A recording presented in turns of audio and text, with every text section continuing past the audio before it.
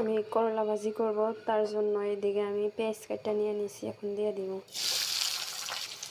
পেঁয়াজ দিলাম, এখন কাঁচামরিচ দিব। এখন এই পেঁয়াজ কাঁচামরিচের ভালো করে লাল লাল করে ভাজতে নিই। এরপরে হচ্ছে আমি এখানে লবণ দিয়ে দিলাম, আর কোনো কিছুই দিব না। পেঁয়াজটা পুরো ভাজা ভাজা করবো না, যেরকম আছে এরকমই রাখবো, কারণ এভাবে করলা ভাজি করলে তিতা লাগে না, ভালো লাগে, খেতে অনেক মজা হয়। আমি এভাবেই করি করলা ভাজি। তো আমি এখন করলাগুলো দিয়ে দিব, করলাগুলো দিয়ে ভালো মতো একটু লাইড়া ছেড়ে দিব। ভালো করে লাইড়া ছেড়ে দিলাম। আমি করলা কখনো ঢাকি না, এখনও ডাকবো না, এভাবে ভালো মতো লাড়তে ছাড়তে থাকবো।